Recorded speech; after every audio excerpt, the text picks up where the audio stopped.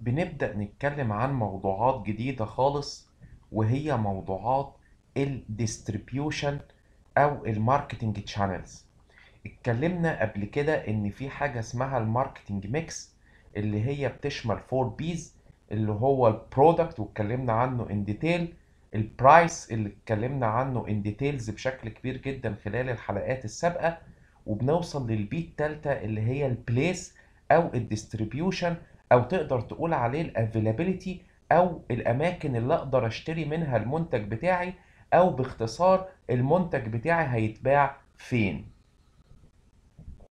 زي ما اتفقنا في بداية حلقات القناة هنا، ان الماركتينج ده بكل بساطة ويسر هو علاقة بين طرفين.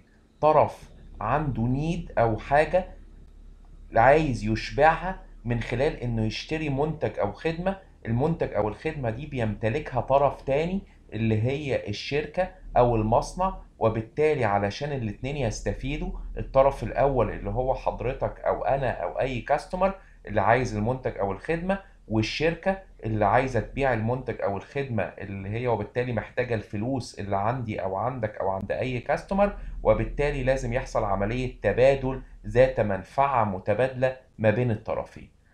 وبالتالي انت كماركتير كشركة يعني او كمصنع بتقدم فاليو او قيمة للعميل بتاعك في مقابل الحصول منه على value in return، يعني انت تحصل منه كمان على فايدة او ميزة اللي هي فلوسه.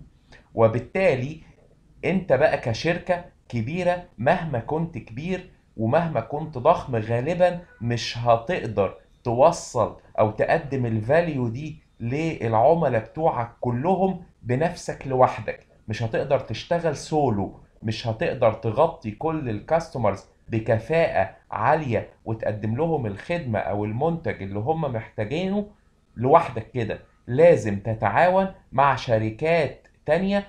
الشركات دول بيمثلوا شبكة، الشبكة دي تقدر توصل الخدمة او الفاليو او القيمة اللي انت بتقدمها للعملاء بتوعك. يعني باختصار كده ما ينفعش انت تشتغل كل حاجة، يعني غالبا ما ينفعش انت تكون اللي بتنتج وبتصنع وبتسعر وبتعمل دعاية وبتوزع وبتوصل الخدمة بتاعتك اللي هي البرودكت بتاعك او الخدمة للعميل في الوقت والمكان المناسبين ليه.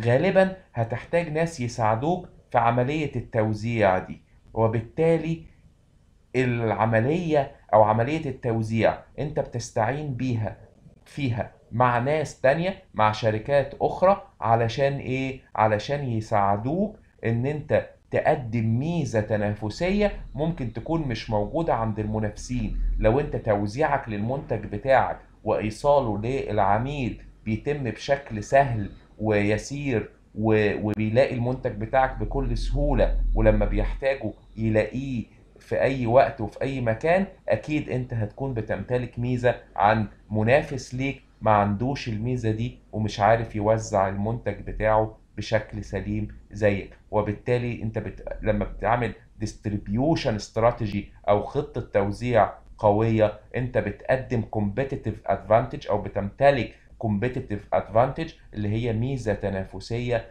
بتميزك عن المنافسين. فيديوهات افهم ماركتينج موجودة على يوتيوب وموجودة على لينكد ان.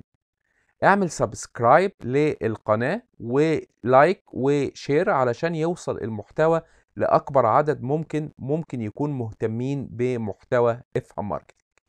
افهم ماركتينج كمان موجود على هيئة بودكاست، على سبوتيفاي بودكاست وعلى ابل بودكاست وكمان على ساوند كلاود. اعمل متابعة وشير للقناة.